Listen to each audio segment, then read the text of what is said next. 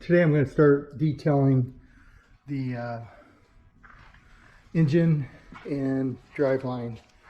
I've pulled the transmission off and cleaned it, and I showed that in another video. Got it all polished up. I'm going to remove this clutch. I'm going to put a new clutch and flywheel on it. Since I've got it off, figured I might as well replace that. The motor's only got 4,500 miles on it, but the clutches on these GT500s were undersized from what I read online, and a lot of guys will burn them up. So I'm going to put a 700 horsepower clutch in that, so it should be set up for anything that I want to add later. I'm thinking about painting this supercharger and maybe the valve covers, do them in a red, but I haven't decided yet on that. I started by removing the old clutch.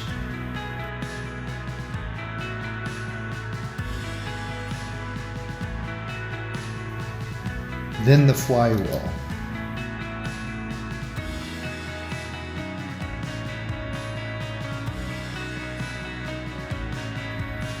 Next, I removed the engine cart and bolted the K number to my hydraulic lift cart.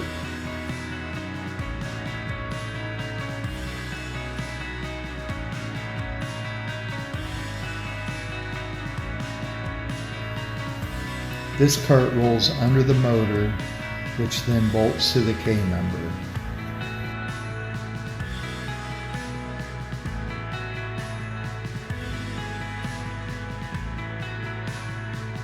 Next, I remove the pilot bearing.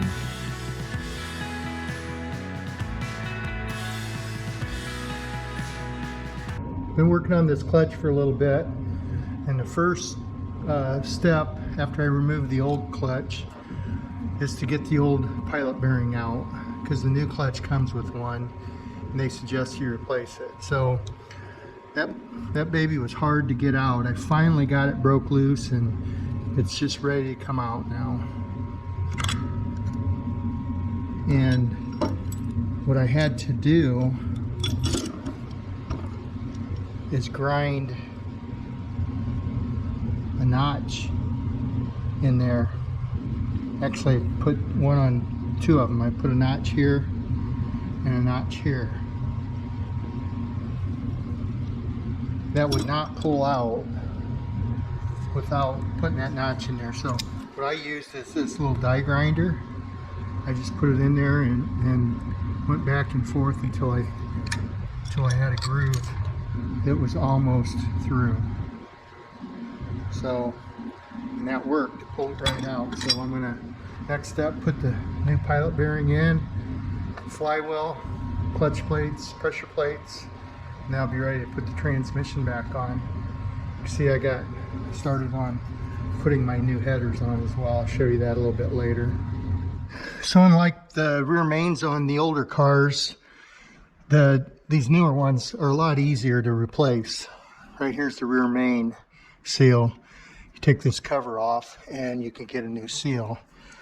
So I'm going to take, this motor's only got 4,500 miles on it, but I'm going to take advantage of just replacing that while I've got everything apart.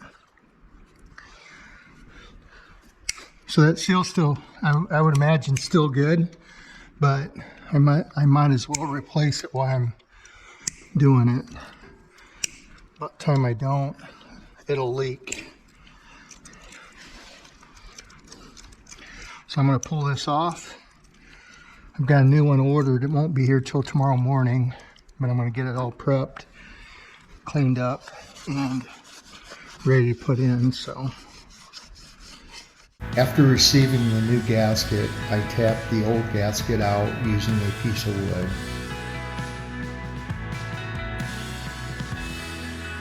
I then cleaned the cover,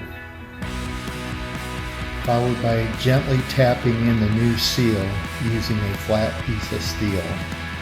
Next, I sanded with a clean piece of sandpaper. followed by a little oil. And don't forget the seal. Next I applied gasket maker and installed the cover.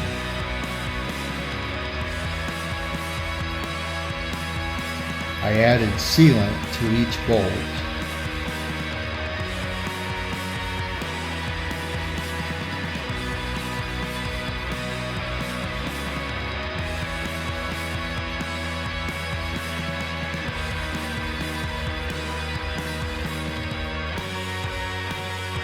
Then tighten using an alternating pattern. Flywheel comes next. Cleaning each bolt, followed by Loctite.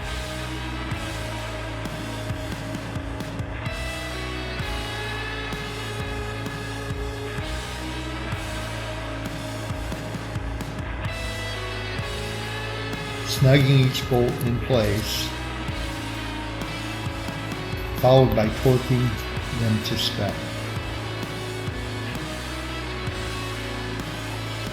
Again, alternating the pattern until all bolts are tight.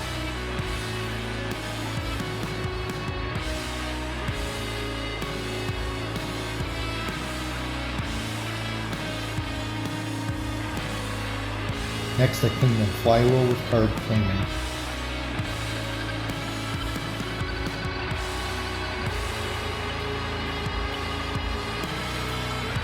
And installed the clutch disc, followed by installing the pressure plate, temporarily hanging it in place with a couple bolts. Then I cleaned and added Loctite to each bolt.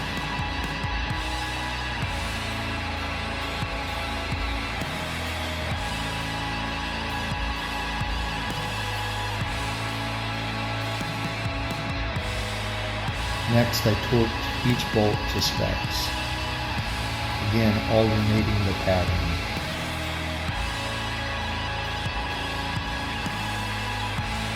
Flywheel, the clutch, the throwout bearing, everything's assembled. And now what I did was I rolled my transmission up and put it under my lift here, under my hoist, and raised it. You could use a jack or whatever to do this, but I just so happened to have a hoist here my buddy Jim gave me, so makes it a little bit easier. When you're working by yourself, like I do all the time, I try to come up with ways to make it easier for me, so I'm not lifting this stuff up and putting it in by myself. So in this case, there's a shaft that comes out of the transmission into the clutch, and that's got to be lined up really pretty close in order for everything to slide together. So what I did was I got it up to pretty close to where I wanted, and I just put some smaller bolts through. As you can see back here, there's a nut that holds this bolt in place, and that's kind of a guide for me. And what I'll do is just slowly wiggle this transmission back and forth and get it in closer and tighten these up by hand. You don't want to force those because obviously you could break that real easy. So if I did everything right, this transmission should go in there without too much extra effort, lifting and so forth. So let's see how it works here. Put it in gear and you can spin the back, and that will get you lined up there too. So with those being in there to hold it in place, I think I can just kind of guide this in there. My cart doesn't move on me.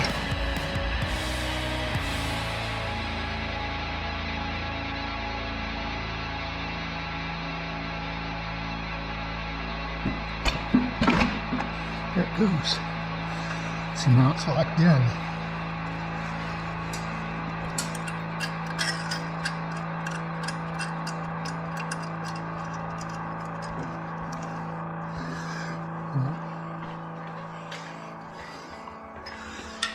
goes there. Pull my nuts off. So that was just a smaller bolt that I stuck through there and put a nut on the back side of it to guide it in there.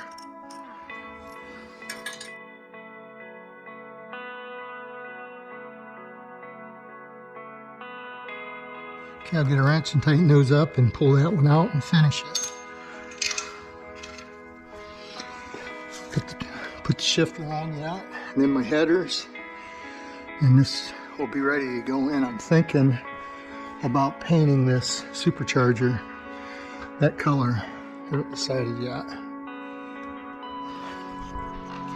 Maybe the top of this that color as well. Leave this black because all these wires are laying over that. I don't think we want to make this red.